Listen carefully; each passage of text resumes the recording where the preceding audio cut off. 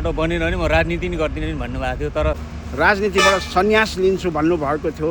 मैले भनेकै हो होइन। मैले चाहिँ यो रणनीतिक सडक र कालिस्तानबाट सालबाडी हुँदै बुट्टाबारी पनि सडक, मङ्गलबाडी मार्ग, यी कामहरू चाहिँ गरिनँ भने, गर्न सकिनँ, मेरो कालमा गर्न सकिनँ भने म चाहिँ जनप्रतिनिधि हुँदिनँ पनि र कसैलाई पनि जनप्रतिनिधि हुनुको लागि सिफारिस गरेर भोट माग्न आउँदिनँ भनेको थिएँ। तर जे होस् आज चाहिँ म खुसी छु, भने अनुसार काम भइरहेछ। पुरा दूरीको लागि चाहिँ अब यो चाहिँ बुद्ध शान्तिसम्म जोड्ने सडक हो। अब यसको लागि चाहिँ थप बजेटको लागि हामीले प्रयास गर्नुपर्छ। प्रयास गर्न सक्यो भने अर्को सालमा हामीले बुद्ध शान्ति जोड्न सकिन्छ। यो साल पनि हामी प्रयत्न गर्छौँ। यो साल प्रयत्न भयो भने भइहाल्यो, भएन भने अर्को साल त यो जम्मा 6.6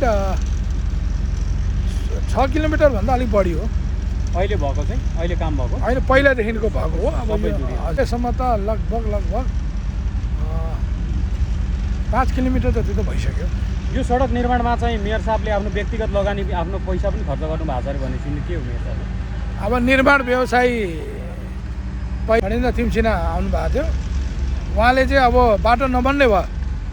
तपाईँले के कारणले चाहिँ बाटो नबन्ने भयो भन्दाखेरि मसँग चाहिँ डिजेलै हाल्ने पैसा छैन भनेर चाहिँ भनेको कारणले मैले 2टा डिजेल पृथ्वी बुढाथोकीको दाइकोमा र विनोद बस्नेत दाई जो स्वर्गारोहण हुनुभयो उहाँहरूको पम्पमा 2टा पम्पमा गरेर मैले 6 लाख रुपियाँको बाँकी मैले गराइदिएको थिएँ।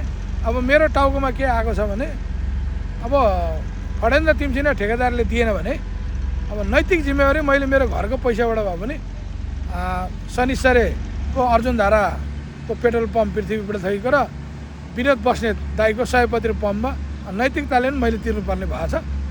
मैले तिर्नु पऱ्यो भने अब यो बाटोमा मेरो लगानी रह्यो।